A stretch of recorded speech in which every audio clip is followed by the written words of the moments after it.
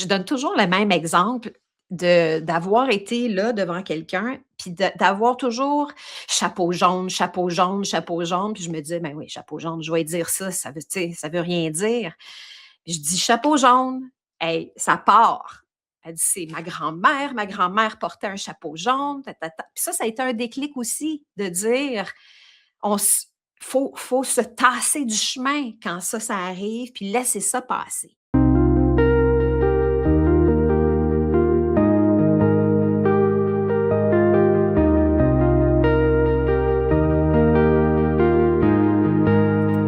Bienvenue sur le podcast Canal et Conscience, un espace de partage, de guidance et de transformation intérieure. Aujourd'hui, nous avons le grand plaisir d'accueillir Nathalie Nadeau, chamane urbaine et guide spirituelle. À travers son parcours, Nathalie accompagne les êtres à se reconnecter à leur essence, à leur intuition et à leur pouvoir intérieur, en alliant rituels, soins chamaniques, méditation et enseignement énergétique. Son approche est à la fois accessible et profondément transformatrice, qui ouvre aussi un espace de libération, de reconnexion et d'expansion de conscience en lien avec la Terre, les cycles naturels et le monde invisible. À travers ses guidances, ses voyages chamaniques, ses enseignements, elle invite chacun à sortir d'un moule ou du moule, retrouver sa liberté intérieure et incarner pleinement sa nature profonde. C'est un chemin de retour à soi, un chemin de présence, de puissance et d'authenticité. Bienvenue Nathalie dans Canal et Merci. Conscience. Merci beaucoup. Belle introduction. Nathalie, j'aimerais ça savoir, qu'est-ce qui t'a amené au chamanisme? Ouais. Ben, ouais, faut que je retourne en arrière un peu. Faut que je raconte une partie de l'histoire parce que le chamanisme fait partie de ce que je fais, mais c'est une partie de ça. Puis ça a commencé un peu sans que je sache ce que c'était, en fait. Puis pour faire un retour en arrière, puis pour la petite histoire, tu sais, je pense que j'ai commencé à m'éveiller, ben, plus au monde spirituel, je dirais, dans la début vingtaine. C'est-à-dire que je savais qu'il y avait quelque chose qui était là depuis toujours. Depuis que j'étais petite, que je ressentais des choses ou bon, des trucs comme ça. Mais c'est plus début vingtaine que c'est comme si c'est venu comme un aha, un moment de dire: «Attends, on est responsable de notre vie. On est responsable de ce qui se passe dans notre vie. On est responsable de ce qui nous arrive». C'est là que j'ai commencé à avoir cette philosophie-là aussi de dire que le hasard n'existe pas, comme le livre d'ailleurs que j'ai lu, évidemment. Tu sais, c'est des trucs comme ça qui ont comme créé toute cette chaîne d'action, de se responsabiliser pour notre vie, puis des choix qui sont là, de comprendre qu'il y a toujours le mot en anglais, c'est silver lining, mais qu'il y a toujours du bon dans ce qui nous arrive, même si des fois, c'est des épreuves qu'on considère vraiment des grosses épreuves, et qu'il peut y avoir des bénédictions déguisées derrière ça. Fait que, disons, début vingtaine, j'ai commencé comme à faire des week-ends, faire toutes sortes de formations. Puis je me disais tout le temps, moi, à ma retraite, je vais faire quelque chose. À ma retraite, je vais peut-être m'ouvrir un centre de bien-être. C'était ça mon idée, en fait. Je me disais un centre de bien-être, un centre de retraite, parce que j'avais fait évidemment, je faisais des retraites, tu sais, pour moi. Puis je me disais: «Ah mon Dieu, c'est tellement, parfait pour se retrouver dans des ambiances comme ça, puis c'est ça que je veux faire à ma retraite». Fait qu'en parallèle de ma carrière de publicitaire, 24 heures sur 24, le téléphone collé à l'oreille, en urgence, mais tu sais, je pense à ça aujourd'hui, je me dis: «On était tout le temps en état d'urgence, presque permanent». Puis, à un moment donné, je me posais des questions par rapport à ça, c'est sûr. Mais ce qui a été vraiment le point tournant pour moi et qui était justement une bénédiction déguisée, c'est quand mon conjoint a eu un diagnostic de tumeur au cerveau. Ça, c'est arrivé en 2014. Puis ça c'est à partir de là, honnêtement, que j'ai remis beaucoup de choses en question. Hem Ça m'arrivait pas à moi personnellement, mais oui, en même temps, par la bande, par alliance, je dis tout le temps. Puis, la réalisation de ça, c'était de dire: «Mais est-ce que je continue à ce rythme-là? Puis pour Mmh. encore combien de temps? Ou bien si je fais un choix de vie, est-ce que c'est pas le moment de faire vraiment un choix de vie, pour venir équilibrer tout ça, là?» Parce que c'est Mmh. fou, là. Puis ça va vite. Puis c'était ça la réalisation aussi. Tu te dis: «Wow, ça va vite. On ne sait pas ce qui peut nous arriver demain». C'est ça, moi, qui a été vraiment le moment charnière pour dire: «Bon, ben, à partir d'ici, j'ai plein de trucs dans mon coffre à outils. Ça fait longtemps que je veux être plus ancrée, plus déposée, intégrer encore plus cette spiritualité-là, cette responsabilité de la vie». C'était le moment. Je pense que c'était le moment pour moi. Puis, disons que la chose avec laquelle j'étais le plus confortable à ce moment-là, c'était les soins énergétiques. C'est ça que je connaissais le plus. Faire des soins énergétiques. J'ai commencé comme ça. J'avais une formation de maître Reiki, de danse des énergies, de kinésiologie de reprogrammation, donc de travailler avec les énergies du corps comme tel. J'ai commencé comme ça. Puis rapidement, je me suis rendu compte que je recevais des informations en faisant des soins sur une personne, mais sans nécessairement comprendre ce que c'était. C'est là que j'ai découvert le Tian Chi, entre autres. Et je suis allée faire quelques week-ends de Tian Chi, et c'est comme si ça m'a donné la permission ou m'a fait comprendre que, ah ben, c'était pas juste mon imagination de recevoir ces informations-là, parce qu'on dirait que c'est ça un peu au début. Quand moi, je suis assise sur mon coussin de méditation, puis que j'ai des flashs, que j'ai des intuitions, c'est pour moi, j'avais comme pas de problème vraiment avec ça. Mais quand c'était des messages pour les autres, je me disais: «J'imagine tout ça? Sais-tu qu'est-ce qui se passe ici?» Puis tout ça, tu sais? Puis je donne toujours le même exemple d'avoir été là devant quelqu'un, puis d'avoir toujours chapeau jaune, chapeau jaune, chapeau jaune, puis je me disais: «Ben oui, chapeau jaune, je vais dire ça, ça veut, tu sais, ça veut rien dire». Puis je dis: «Chapeau jaune», hey, ça part. Elle dit: «C'est ma grand-mère portait un chapeau jaune, ta ta ta». Puis ça a été un déclic aussi de dire: «On s faut se tasser du chemin quand ça arrive, puis laisser ça passer». Tout Mmh. ça pour amener à, en faisant ces soins-là, ce qui est monté en moi très fort et ce qui se présentait, il y avait des animaux qui se présentaient. Il y avait un Mmh. besoin de faire du chant intuitif et les animaux se présentaient pour accompagner, là. Tu sais, il y avait chacun leurs attributs. Un ours pouvait arriver puis rugir pour créer un grand nettoyage. Le même ours ou un autre ours pouvait se présenter pour être la maman ours qui vient comme protéger. Tu sais, c'était vraiment avec des images d'animaux comme ça qui se présentaient. Ensuite, le chant intuitif, ça, c'est comme, bon, OK, je vais vraiment me mettre à chanter là, comme ça, là, mais oui, à un moment donné, c'est ça, tu te dis: «Je me tasse de ça». Puis après ça, c'était comme: «Ah, peut-être que de travailler avec un instrument ou quelque chose, ce serait intéressant aussi». Puis en faisant des recherches, c'est là que j'ai compris que ça ressemblait beaucoup au chamanisme, à ce qui était proposé en chamanisme. Et c'est là que, bon, je suis allée évidemment pousser plus loin.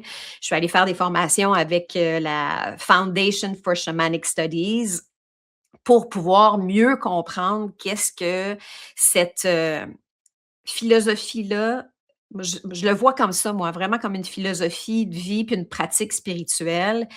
Qu'est-ce que ça pouvait m'amener? Comment ça pouvait m'amener peut-être plus loin dans ce que déjà je ressentais, dans déjà ce qui était appelé en moi avec, par exemple, les cycles de la nature aussi. Je faisais toujours référence à des cycles, aux fleurs qui poussent, à l'automne, les feuilles qui tombent, qui repoussent au printemps. Je revenais souvent dans des exemples de nature, la rivière qui coule, tout ça.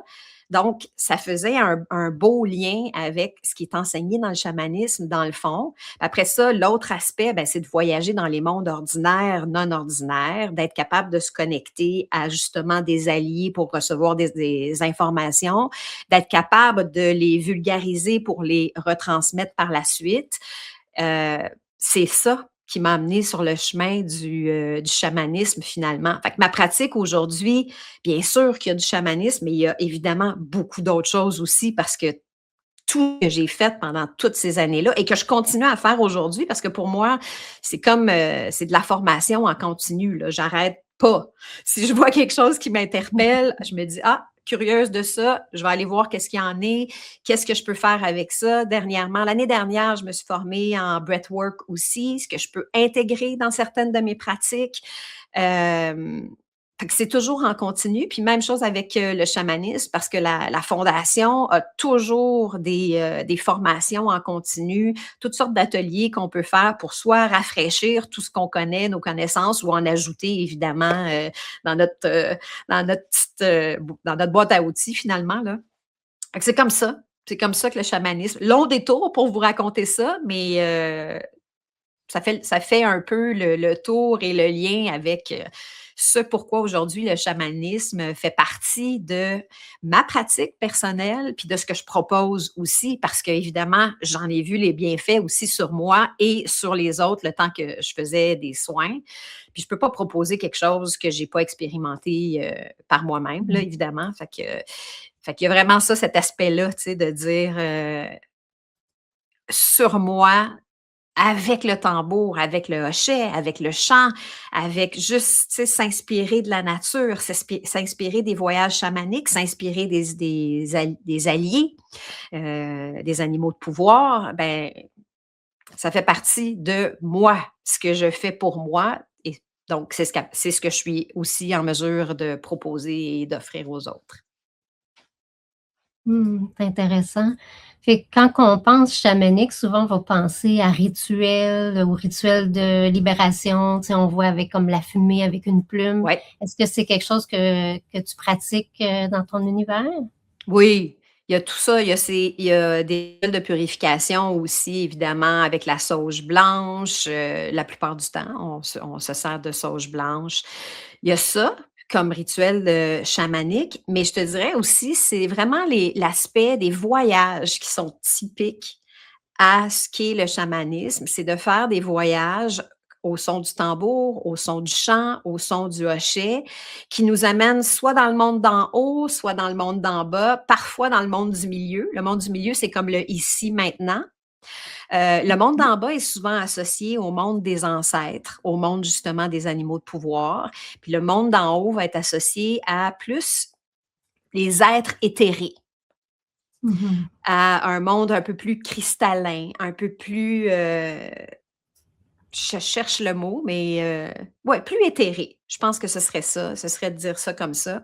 Fait que c'est la particularité, en fait, du chamanisme, c'est de faire des voyages dans ces mondes-là, toujours pour aller à la rencontre de guides ou d'alliés, de pouvoir aller chercher des réponses, aller poser des intentions, demander des réponses à des questions, avoir certaines visions aussi.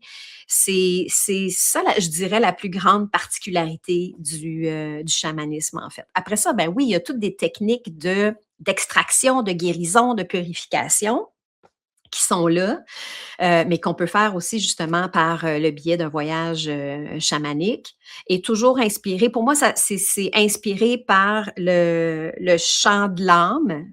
Ce qu'on appelle le chant de l'âme, c'est un chant intuitif, dans le fond, de se laisser complètement porter, de laisser la voix aller par le tambour, par le hochet, puis évidemment, parfois par des trames sonores qui sont inspirantes et tout ça pour nous amener dans un peu comme en semi-transe, j'ai envie de dire, tu sais, de se laisser aller là-dedans pour pouvoir profiter de ce moment-là, d'être dans un état de conscience qui est juste à un autre niveau de ce qu'on est quand on est dans la 3D et dans l'instant présent, là, là, là. Euh, c'est ça, en fait, le but, l'objectif du chamanisme, c'est de pouvoir faire ces voyages-là, puis à chaque fois, de pouvoir avoir un retour à soi. Comme quand on enlève une plure d'oignon, finalement. On en enlève une, puis une autre, puis on se redécouvre. On se redécouvre, on se redécouvre, on se redécouvre à chaque fois. Plus on se permet de se redécouvrir puis de revenir à soi, ben, plus on est conscient, plus on est posé aussi dans nos vies. plus on est en mesure de se déposer plus facilement sans être tout le temps comme à la surface de l'eau, à essayer de patauger pour s'en sortir. On est en mesure de mieux se déposer, d'être beaucoup plus calme aussi intérieurement pour faire face à tout ce qui se passe dans justement le quotidien, dans le monde du milieu. J'ai une petite question. Tu te dis chamane urbaine. Peux-tu Oui. m'expliquer? Premièrement, c'est que c'est vraiment, il y a quelque chose de très basique là-dedans, c'est que j'étais pas à l'aise de m'auto-proclamer chamane uniquement. OK. Il y avait ça et puis après ça, je me disais: comment je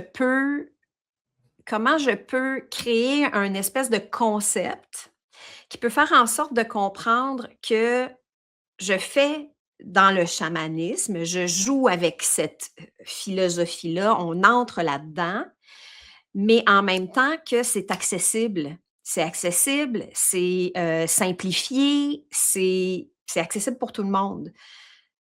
Puis à ce moment-là, j'habitais en aussi. Rive-sud de Montréal, mais tu sais, j'étais plus dans un milieu urbain. Là, maintenant, je suis en campagne. C'est comme ça que ça s'est présenté. Je me disais: «Ah, chamane urbaine», je trouve que, premièrement, ça adoucit le terme chaman aussi parce qu'il y a des connotations de chaman de oui, si on regarde la description, c'est comme associé à souvent des sorciers. Fait que tu sais, ça peut avoir une impression de hi, ça peut être intense, là. Fait que je voulais adoucir ce terme-là, m'en servir parce que je trouvais que ce que j'avais à proposer était vraiment en lien avec ces techniques-là chamaniques et ce savoir-là chamanique, les bases chamaniques, mais encore une fois, les bases universelles. Euh, un autre aspect qui est bien important pour moi, c'est de dire que dans mon cas, il y a aucune consommation de substances psychédéliques, là. C'est ce qui est vu ou fait souvent si on va en Amérique du Sud ou quelque chose comme ça. Moi, je travaille pas avec ça, jamais, jamais, jamais. Je travaille vraiment plus avec des états de conscience modifiés, ce qui fait qu'on est capable de sortir de ça. Si ça fait pas notre affaire rapidement, on n'est pas pris dans quelque chose qui qui est là, puis il faut que ça passe, là. Donc ça, c'est une chose aussi. Donc, c'est pour ça, en fait, tu sais, que pour moi, le chaman urbaine faisait du sens ensemble pour dire, on fait du chamanisme, oui, mais il y a un aspect pour moi qui est accessible, qui est moderne d'une certaine façon, en plus que maintenant tout est en ligne. C'était ce côté-là que j'allais chercher avec ça. Puis là, ben, ça fait plus que 10 ans, presque. Ouais, 10 ans, probablement. Oui, oui, oui. Ouais. Intéressant. Puis aussi, tu parles beaucoup d'aller reprendre son pouvoir avec aussi le chamanisme. Ça se Ouais. voit comment, ça, Ben, concrètement? tu sais, reprendre son pouvoir, pour moi, c'est vraiment de refaire des choix, d'être en mesure de faire de nouveaux choix quand il y a des choses qui nous conviennent plus. Puis, on n'a pas besoin de tout faire de façon, radicale tout le temps, là. Ça peut être, graduellement, ça peut être des petites choses parfois, mais se choisir pour moi, c'est ça, c'est se choisir, c'est-à-dire reprendre son pouvoir, c'est en partie se choisir, évidemment. Mhm. C'est de reprendre le pouvoir de la parole aussi. Ce qui a été beaucoup mis de côté, ce que, tu sais, on s'est probablement souvent fait dire: «On n'en parle pas de ça, on dit pas ça, tu peux pas dire ça, tu peux pas faire ça», ou tu sais, sortir aussi de la pression de ce qui devrait être. Puis ce qui devrait être est évidemment unique à chacun, selon le parcours, selon l'éducation, selon l'environnement. Ce qui devrait être versus ce qui est vraiment, pour moi, c'est ça, reprendre son pouvoir, aller vers ce qui est. Puis ce qui est, ça ne veut pas dire de justement devenir quelqu'un qui est thérapeute énergétique ou qui est artisane de lumière ou pilier de lumière, je pense que tu les appelles, Joanne. Pour moi, c'est juste de dire moi, j'ai envie de faire de la cuisine dans la vie, ben c'est ça que je vais faire. Moi, j'ai envie de travailler dans un restaurant pour servir des gens, avoir un beau sourire, puis avoir ce contact humain-là. J'ai envie, peu importe ce que c'est, parce qu'on a, heureusement, on a tous des capacités, des besoins, des envies différentes, heureusement. C'est ça, mais c'est de revenir à soi. C'est de revenir à ce qui est et pas à ce qui est attendu. Mmh. Tantôt, tu as parlé au début, je trouvais ça intéressant, les animaux qui se présentent. Peux-tu nous donner un petit peu plus d'exemples? Parce que là, tu as parlé vite, vite, mais Oui, des choses que tu as vues ou que tu as expérimenté avec d'autres personnes ou par toi-même, je trouve ça très oui, intéressant. oui. Ben, tu sais, souvent, c'est ça. C'est que ça va se présenter comme ça. Un animal va se présenter pour venir apporter une partie de ses attributs ou de ses qualités. Hem, les guides comme tels, comme les animaux de pouvoir, peuvent aussi changer selon les moments vécus, ce qu'on vit dans notre vie. On peut en avoir en fait, ça, je dis ça, c'est vraiment mon expérience et mes croyances par rapport à ça. D'en avoir parfois quelques-uns, heu, qui viennent au moment où on en a besoin. Donc, par exemple, moi, j'ai eu pendant un bon bout de temps un éléphant. Il est encore là, mais il était présent, il était encore plus présent, puis avant, des fois même de comprendre quel était son message pour moi, je me disais: «OK, il prend de la place, bon», je me disais: «Ouais, peut-être que je prends de la place et tout ça». Puis au final, le message était plus de: «Regarde bien, moi là, j'avance. J'avance peut-être pas vite, mais j'avance tranquillement, puis il y a pas de problème». Le message pour moi, c'était: «Tu peux avancer tranquillement, ça va bien aller». Parce que j'ai tendance mon profil de productrice, publicitaire, ben, c'est un trait de personnalité, là. Je me suis rendue là, j'ai fait ça dans la vie parce que j'ai la personnalité pour le faire et en faisant la transition vers la spiritualité comme métier, je vais dire ça comme ça.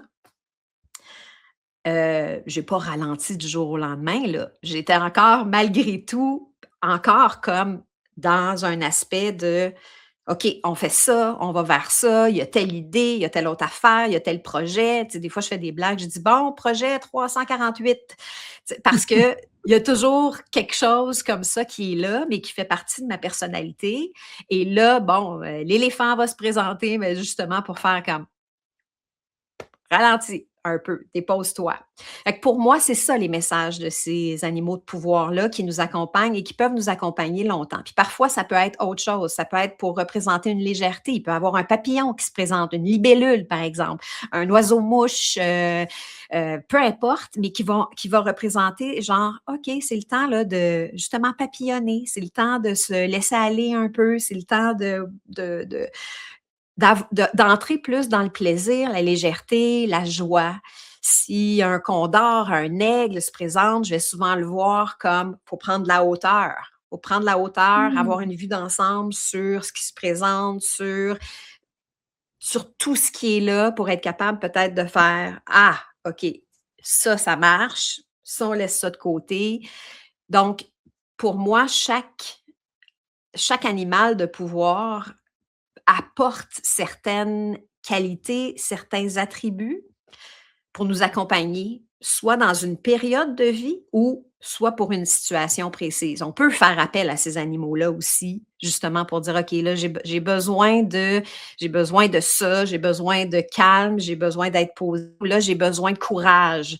Bon, qui va m'apporter le courage? Qui va m'apporter la légèreté? Qui va m'apporter la clarté? Qui va m'apporter une vue d'ensemble? Justement, je les travaille comme ça, moi, les animaux de pouvoir. Est-ce qu'on a chacun un avec nous depuis je sais pas, depuis la naissance ou c'est nous qu'on les choisissons dans notre parcours? C'est pas vraiment choisi. OK, Ça se présente, c'est justement en passant par un voyage chamanique. OK. en faisant un voyage chamanique, on va aller à la rencontre de notre animal de pouvoir. Des fois, je l'appelle aussi animal totem, animal de pouvoir, mais il y a quand même une petite nuance entre les 2. Mais l'animal de pouvoir, on va aller le rencontrer comme ça dans un voyage chamanique, si on ne l'a jamais rencontré. Il y a des gens qui vont dire, ils font le voyage puis qui disent: «Ah, je le savais. Je savais que c'était ça, mon animal de pouvoir». Il y en a plusieurs qui disent: «J'étais pas contente, c'est un serpent, puis j'aime pas ça les serpents». Mais en même temps, le message du serpent en ce moment, c'est souvent, il y a une mue qui se fait, il y a quelque chose qui lâche, Mmh. on change de peau. Donc, il y a toujours des messages qui sont intéressants par rapport à ça. Et donc, en faisant un voyage une fois, on peut découvrir notre animal de pouvoir qui est là pour nous en ce moment. Puis après ça, peut-être que dans 1 an, 2 ans, peut-être même 6 mois, peut-être qu'il y a autre chose qui se présente. Ça ne veut pas dire que le premier qu'on a rencontré va disparaître complètement. Il peut rester là, il peut avoir un besoin à remplir ou un accompagnement en restant près de nous, mais il peut avoir autre chose qui se présente aussi. C'est comme ça, moi, que j'ai vécu ça, en tout cas, avec les animaux de pouvoir. Puis il y a évidemment, il peut y avoir plein d'autres façons de voir ça. Moi, je le vois vraiment comme ça. Puis, disons pour le totem, tu sais, ça fait plusieurs années qu'à chaque semaine, je fais le totem de la semaine. Mais l'animal totem, c'est l'animal totem de la semaine, disons, ou le totem, c'est plus un peu comme la protection, mais la vue d'ensemble ou la communauté. C'est plus comme un groupe, disons, qui peut avoir un animal totem, alors que l'animal de pouvoir peut être vraiment personnel à chacun. Puis on serait les 3 à faire un voyage chamanique, ce serait vraiment, peu probable qu'on ait le même animal de pouvoir. Mais on peut parler d'un animal totem puis dire, bon, ben justement, tu sais, cette semaine, l'animal totem, c'est tel animal, il nous apporte telle chose, telle chose, telle chose, collectivement, Mhm. selon la lecture d'énergie qui est là à ce moment-là. Intéressant. Ça fait penser un peu avec quand on se rapproche à nos êtres de lumière, avec Ah nos oui. archanges, avec la numérologie. Donc, toi, c'est avec les animaux de pouvoir. J'aime aussi comment tu as raconté la différence entre totem et animal de pouvoir. C'est intéressant. Tu Ouais. parles aussi beaucoup d'intuition. Comment ça se Oui. présente aussi pour toi? Ben, l'intuition, c'est vraiment, ben, ça, c'est pour moi, je suis convaincue, ben, je suis convaincue. Tout le monde a ça. Tout le monde a sa petite voix, a son intuition. Maintenant, est-ce qu'on l'entend? Est-ce qu'on l'écoute? Est-ce qu'on y répond? Et ça, pour arriver à avoir ce contact-là, faut arriver à se déposer. Faut arriver à accueillir ça, à se déposer un peu pour commencer à comprendre ce que c'est là. Heu, puis je trouve que ça passe tellement beaucoup par le corps. De Mhm. On ressent soit une contraction, soit une expansion. On sait qu'il y a quelque chose qui est là, qui va nous dire: non, ça c'est non, touche pas à ça, fais pas ça», ou bien, je sais pas, «Ah, faut que j'aille à telle place aujourd'hui, j'ai pas besoin d'y aller, mais je sais pas, ça me dit d'aller faire un tour, dans tel café», par exemple. Puis en se rendant là, tu rencontres quelqu'un que tu avais besoin de rencontrer pour X, Y raison, un heureux hasard, encore une fois. Donc, tu sais, pour moi, l'intuition, c'est de répondre à ça, à ces appels-là, mais il faut, dégager un peu. Il faut faire de la place à ça pour être capable de le ressentir, pour être capable de l'entendre, pour la ressentir et comme y répondre, comme je disais tout à l'heure, tu sais. Puis ça passe pour moi par que ce soit, ben, j'ai envie de dire une pratique, heu, mais pour moi, une pratique spirituelle, c'est pas de s'enfermer pendant 3 jours obligatoirement en silence, c'est pas d'avoir une pratique de moine tibétain, ça a pas besoin d'être lourd. Je pense que ça a besoin d'être constant et que ça peut être changeant, mais constant. Donc de garder une certaine constance pour garder ce rapport-là avec nous-mêmes, Après ça, ça peut se transposer de différentes façons. Est-ce que c'est une marche, contemplative? Est-ce qu'un matin, c'est de l'écriture? Est-ce que c'est des cartes oracles? Est-ce que c'est, oui, une méditation en silence complet possible? Est-ce que c'est une séance de respiration? Est-ce que c'est une méditation guidée? Est-ce que c'est justement de faire un voyage chamanique? Les possibilités pour moi sont infinies, mais c'est vraiment de s'accorder ça, de s'accorder des moments pour revenir à soi, fait en sorte de, évidemment, créer ce chemin-là vers cette intuition-là, d'ouvrir la porte vers l'intuition qu'on a déjà, qui nous parle déjà, mais que plus on est disposé, plus on va être en mesure de l'écouter, plus on va être en mesure d'y répondre aussi. J'aimerais ça savoir, là, on a beaucoup parlé des animaux totems. Qu'est-ce que tu as vu comme impact sur les gens en découvrant, mettons, soit l'animal totem ou l'animal de pouvoir? Qu'est-ce que les gens t'ont partagé? Il y a des gens avec l'animal de pouvoir qui, ont eu des grandes libérations, des grands nettoyages. Parce que, puis des fois ça a pu faire peur d'une certaine façon parce que, par exemple, un exemple concret, qui m'a été, raconté, c'est une dame qui a vu comme je pense que c'est un tigre ou quelque chose comme ça, arriver, rugir, puis la griffer là, complètement. OK. Là, elle dit: «Ben là, j'ai pas compris qu'est-ce qui se passait puis tout ça». Mais pour moi, c'est comme: «C'est parfait. On vient là d'enlever toute l'armure. Ça vient de disparaître, toute cette armure-là vient de lâcher, toute l'espèce de vieille peau, vieux costume, vieille, impression de soi-même, la vieille personnalité, l'ancienne personnalité qui a plus lieu d'être.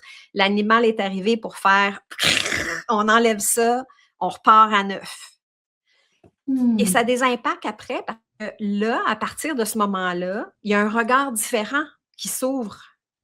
Il y a vraiment comme ça peut être subtil, hein, mais quand c'est comme si quand on y pense après, on dit: «Hey, il y a 6 mois, j'aurais jamais pris cette décision-là. J'aurais jamais fait ce choix-là. Je serais jamais allée là. Je serais pas allée parler à telle personne. J'aurais pas accepté telle invitation» ou des trucs comme ça. Il y a un aspect protection aussi dans les animaux de pouvoir qu'on peut aller chercher, qui va aussi nous donner un certain courage pour se permettre de dire ce qu'on a à dire aussi, puis encore là, de prendre certaines décisions qui sont nécessaires. Fait que c'est un peu ça l'impact que ça peut avoir, mais au-delà de ça, il y a tout un impact juste en travaillant avec les animaux. Juste d'aller se servir de notre animal de pouvoir ou des animaux de pouvoir qui se présentent quand on fait un voyage chamanique pour aller chercher de l'information sur une situation bien précise ou encore de façon générale. C'est nos alliés. C'est comme quand on se connecte à nos guides, quand on se connecte aux archanges. C'est vraiment sensiblement la même chose, là. On va leur demander conseil, on va leur parler de ce qui nous préoccupe, demander des réponses, demander un chemin clair. Ils sont là pour ça aussi. C'est complet. Je trouve que c'est très complet aussi. Ce que je comprends, c'est un peu une forme de guidance haute, mais à travers ça revient tout à la même chose, les animaux, que ce soit d'autres êtres, mais Absolument. des fois, ça va être plus connecté à la personne parce que elle, si le tigre vient y parler ou peut-être un autre animal, puis c'est peut-être, tu sais, ça va amener une correspondance qui fait que, OK, ça enclenche quelque chose et ça fait qu'après la personne, ça change plein de choses. Exact. Et c'est pas exclusif, dans le sens que c'est pas exclusif d'avoir un animal de pouvoir, puis c'est tout. C'est pas parce que moi, disons que j'ai une ligne directrice qui est le chamanisme. J'ai pas juste des animaux de pouvoir comme guide, là. J'ai Mhm. tu sais, j'ai d'autres, il y a d'autres guides qui se présentent, il y a d'autres guides à qui je peux faire appel. On parle d'archanges, on parle d'anges, on parle de guides qui viennent d'ailleurs, de je sais pas où, que, tu sais, il y a tout ça qui est là aussi. Puis ça, c'est une chose, moi, que je trouve importante dans ma pratique personnelle, mais aussi dans ce que je propose, c'est une ouverture sur tout, finalement. Parce que tout est là, tout est vrai pour X, Y, Z. Il y a tellement de possibilités pour revenir à soi. Après ça, lequel de ces chemins-là te parle en ce moment? Ça ne veut pas dire que ça va être pendant 10 ans, mais qu'est-ce qui te parle en ce moment pour te ramener vers toi, vers ton centre, vers ton essence, pour être en mesure toujours de marcher son chemin, mais avec une certaine, le plus souvent possible, en tout cas, on espère, avec une certaine légèreté et une liberté d'être aussi. Donc, cette ouverture-là de dire, ben, il y a des mix, là. Tu sais, j'avais fait un voyage à un moment donné, puis c'était vraiment. Puis je canalise beaucoup ce que je vais faire comme proposition quand je fais des méditations ou les voyages chamaniques et tout ça. Et là, ce voyage-là, on mixait justement la baleine et un archange. C'était les deux êtres qui étaient là, puis on travaille avec l'élément eau, puis ça donne quelque chose qui est très, très puissant, dans lequel on va chercher autant l'énergie qui est plus une énergie de la terre, avec l'eau, les rivières, l'eau qui suit son cours, puis en même temps, avec un archange qui est plus éthéré. Les deux énergies se cohabitent ensemble, je trouve vraiment bien aussi. Et ça, on a besoin de ça. Moi, je trouve que pour être en plus dans notre lumière, pour avoir accès à ces informations-là, il faut autant être ancré que connecté. Si on est juste ancré et qu'on ne fait pas cette connexion-là, c'est difficile de recevoir. Puis si on est juste connecté, ben, on n'est pas capable de vivre dans le monde du milieu, là. On a de la misère à vivre dans 3D, on est un peu perché, on est un peu perdu, wouhou. Fait que ça prend ces deux aspects-là, je trouve, très importants. Le côté ancrage, connexion à la terre et ce côté-là qu'on est capable d'aller visiter, puis là, de se laisser aller là-dedans aussi. Tu parles beaucoup de voyages chamaniques. Ça se passe comment? Ça prend-tu, je sais pas moi, une nouvelle lune ou une pleine lune? Ça joue Non. avec les cycles? Pas nécessairement. Moi, je travaille beaucoup avec la pleine lune. En fait, c'est comme mes voyages chamaniques sont toujours arrimés à une pleine lune qui est proche. Pourquoi? Parce que la pleine lune amène, c'est sûr, une ouverture énergétique. Il y a une sensibilité qui est plus grande près d'une pleine lune, qui fait en sorte que, tu sais, on se dit souvent, bon, ça doit être la pleine lune parce que je m'endure plus, je suis impatiente, bon, tout ça, tu sais, c'est souvent que c'est juste qu'on est plus à fleur de peau. Dans les pleines lunes, en fait, c'est que tout est amplifié. Fait que ça peut aller dans tous les sens. On peut être dans une joie, puis une joie amplifiée. On peut être triste dans une tristesse amplifiée. On peut être... Tout ça peut être amplifié à cause de l'effet de la pleine lune. Donc, quand les voyages chamaniques que moi je propose en direct sont toujours arrimés pas loin d'une pleine lune, justement pour ça, juste pour profiter d'une amplification, peu importe ce qu'elle est pour l'individu à ce moment-là, mais au moins on sait qu'on va aller travailler sur quelque chose, puis qu'on va aller soit libérer des choses, soit des fois atténuer certaines choses. Une colère, par exemple, ça ne veut pas dire qu'elle n'est pas bonne, ça ne veut pas dire qu'on n'a pas besoin qu'elle soit là, ça peut être un moteur, mais il faut qu'elle serve de moteur. Il ne faut pas rester dans la colère pendant 3 ans. Idéalement, on est là, on la vit, qu'est-ce qu'on en fait? On passe à autre chose par la suite. Ça, on peut donner des exemples comme ça tout le temps.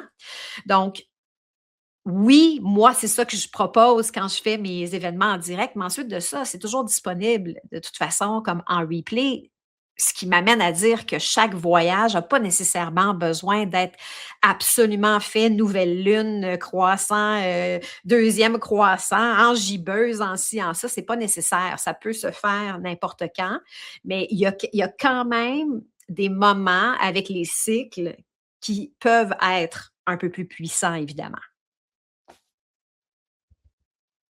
C'est super beau, j'aime ça, j'aime cette harmonie. Puis, sais-tu quoi? J'ai l'impression que ça nous reconnecte beaucoup aussi au vivant, à la nature. Tu parles de la lune. Oui, il y Oui. a les anges, les êtres d'autres mondes, c'est tout parfait. Est-ce que tu as tendance à connecter, c'est une question comme ça, des fois avec des anciens chamans d'une autre époque qui doivent en venir des fois dans certaines rencontres? Ouais, dans les guides qui se présentent. Oui, Oui, ben oui, j'en ai un qui se présente comme étant Chak. OK. Chak, oui, c'est ça, c'est comme un vieux sage, en fait. Comme un vieux sage, tout ratatiné, tout croche, mais qui vient apporter des fois juste des petits, comment je pourrais dire ça? Des petites pépites de conscience parfois, tu sais, pour dire: «Ah, telle chose», de temps en temps. Il se présente comme ça, mais il est pas aussi présent que d'autres guides que j'ai. Il va arriver à certains moments où il faut que je fasse appel à lui spécifiquement. OK. C'est étrange, hein, mais c'est ça, c'est comme ça. Ben, c'est étrange, c'est pas étrange, c'est comme ça. Il y en a qui sont là tout le temps. Je sais là, lesquels sont toujours là, autour, pas loin. Alors que d'autres, c'est plus OK, là, je fais appel ou soudainement, s'il y en a un qui arrive, je suis comme: «Oh, OK, il y a quelque chose de il y a quelque Mmh. chose qui s'en vient ou il y a quelque chose à me dire, là», tu sais? Je trouve ça très intéressant et je trouve ça très harmonieux.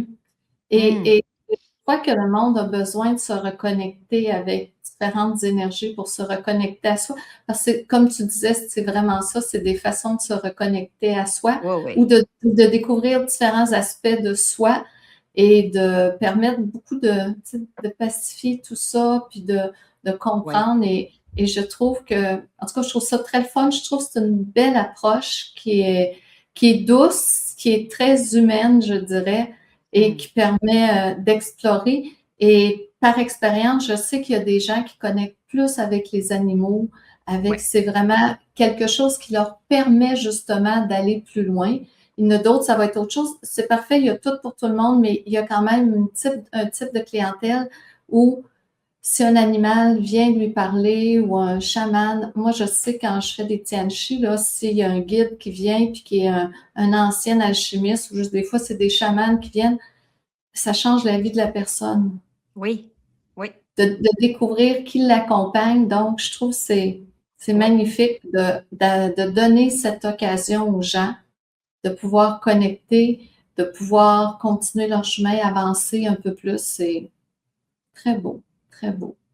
oui. C'est une belle, moi, ça m'a parlé tout de suite, là, tu sais, comme je disais tout à l'heure, ça s'est un peu présenté, ben, ça s'est présenté. Mm. Ça s'est présenté, c'était ça qui était là. Puis, et c'est sûr que pour moi, depuis que je vis à la campagne, c'est autre chose aussi, là, parce que je suis dans la nature tout le temps. Fait que juste de marcher dans le boisé, d'aller, à la rivière, parce qu'on est au bord d'une rivière aussi. Fait que pour moi, il y a toujours les messages de la nature qui sont là, les cycles. La rivière ici, là, est une enseignante, là, phénoménale parce que dès qu'il pleut beaucoup, on a un barrage aussi, sur le terrain, un ancien barrage, là, avec il y avait un vieux, vieux moulin à l'époque. Hem Et l'eau, de façon générale, elle est en bas du barrage qui est plus un vrai barrage, on s'entend là. Les extrémités, disons, sont ouvertes, donc l'eau coule naturellement maintenant. Mais l'eau, généralement, est assez basse, puis c'est agréable et tout ça. Quand il y a des tempêtes, il arrive que l'eau passe par-dessus le barrage, donc ça monte, ça veut dire que le niveau d'eau de la rivière monte facilement de 3 ou 4 pieds. Et c'est intense, là, c'est du gros courant et c'est du gros décibel aussi, là, parce qu'évidemment, il y a un barrage, il y a une chute. Puis à chaque fois, je regarde ça, puis je me dis: «Bon, parfait, la nature se déchaîne là, puis dans 48 heures, c'est reparti, ça baisse, c'est tout doux, c'est tout beau, la belle petite chute, tout ça. Pour moi, ça, c'est un enseignement juste ça, de dire, Mmh. la vie est comme ça aussi. Il y a une tempête, puis après ça, le calme revient. On peut pas rester tout le temps Mmh. au même niveau, tout le temps, tout le temps, tout le temps, tout le temps pareil. On peut pas être tout le temps dans une intensité. Puis si on était aussi tout le temps, tout le temps, tout le temps dans le calme, ce serait pas normal non plus. On est humain après tout. Fait qu'on Mmh. on vit ces vagues-là. Mais pour moi, ce qui est important, puis quand je regarde la nature, quand je regarde ce qui se passe, tu sais, même ici au Québec, on a la chance d'avoir des automnes magnifiques, mais ça aussi, c'est un bel enseignement. Dire, c'est beau, les couleurs, tout ça, les feuilles tombent, on s'en va dans l'hiver, on s'en va en dormance, on ralentit, puis on renaît au printemps, puis on repart.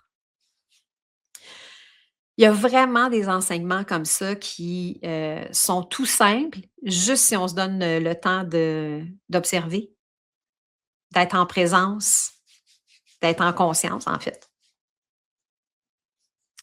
Est-ce que je suis curieuse à savoir, est-ce que dans ta forêt ou que tu te promènes le bord de l'eau, qu'il y a des fois, je sais pas moi, le monde féerique ou éthérique qui apparaissent aussi? Comme des petites filles ou... Tu vois ça, j'ai pas cette vision-là. OK. Par contre, je parle à mes arbres. C'est ça. J'ai mes gardiens.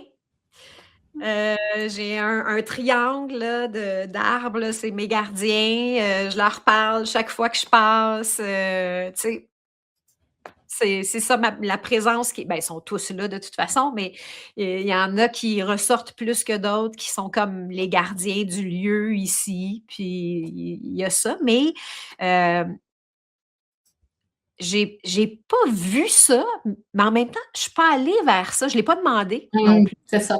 C'est ça. Je l'ai pas demandé. Je me dis, puis là que tu me parles de ça, je me dis, ben c'est vrai, peut-être que tu sais, c'est quelque chose que je pourrais demander. Parce qu'il y a tellement d'autres choses aussi, tellement d'autres richesses que Mmh. j'ai peut-être juste pas pensé de dire, hey, ce serait le temps là. Je pourrais voir les fées, les Oui. gnomes, peu importe, tu sais, tout ça. Pourquoi pas? Pourquoi pas? Je l'ai pas demandé encore. Tu nous en parleras si jamais ça se présente. C'est ça. Ben oui. Ayane, notre podcast qui s'appelle Canal et conscience, on aime Oui. poser une question à tous nos invités. Qu'est-ce que conscience veut dire pour toi? Ben, c'est ça. Je pense que, tu sais, je le nommais un peu tantôt. C'est vraiment la conscience pour moi, c'est d'être en mesure de revenir à l'instant présent le plus possible. Hem, J'aime bien l'idée d'être en conscience, justement pour se prendre le temps des fois juste de se déposer avant de faire, de choisir ou de dire quelque chose. Puis ça n'a Mmh. pas besoin de se déposer pendant 1 heure, comme je disais tout à l'heure. C'est qu'à un moment donné, avec le fait d'être de plus en plus en conscience, je pense qu'on est capable rapidement de juste ressentir ce qui est là, puis de choisir gauche ou droite ou en avant. Hem, Puis évidemment, ben, c'est sûr que pour moi aussi, comme je disais tout à l'heure, il y a vraiment un aspect de la nature. Puis ça, on peut s'en inspirer partout, même si on est en ville, juste à regarder un arbre, à regarder le ciel qui est changeant. Hem, il y a quelque chose en lien avec la nature qui nous ramène toujours vers des cycles et qui la vie continue tout le temps. Ce n'est que passage et passage et passage. Puis je pense que si on conscientise ça, justement, le chemin est plus facile à marcher Mmh. en conscience. Mmh. Puis les gens qui aimeraient découvrir un peu plus ton univers, où est-ce qu'ils peuvent te Oui. retrouver? Mon site web, c'est la porte d'entrée la plus simple, qui est natalinado.com. Puis ensuite de ça, ben, de là, découlent les réseaux sociaux, que ce soit, sur Facebook, Instagram, disons principalement là, ça c'est plus sous, chamane urbaine. OK. qu'on Est-ce peut que tu as une retrouver. chaîne YouTube aussi? Oui, j'ai une chaîne YouTube aussi. Ben oui, tu sais, une chaîne YouTube puis un podcast aussi, qui se trouve aussi sur Nathalie Nadeau, chamane urbaine. Oui, oui. En fait, tous mes réseaux sociaux, c'est, si je ne me trompe pas, c'est mon nom et chamane urbaine. Ça se trouve certainement sous les deux. Donc, juste aller taper sur Google, vous allez trouver tous ces beaux liens-là. Puis on va le mettre quand même sous la vidéo de ce podcast. Donc, merci infiniment, Nathalie, pour cette belle conversation. C'était très intéressant. Avec Donc, grand plaisir. à vous qui nous écoutez, si cette conversation vous a inspiré, abonnez-vous à Canal et Conscience. Partagez aussi cet épisode pour faire vraiment, pour faire aller cette lumière-là à plus de gens possible, de faire connaître aussi Nathalie et son monde. Donc, merci d'avoir été avec nous et à très bientôt dans Canal et Conscience. Merci. Merci. Merci, Nathalie.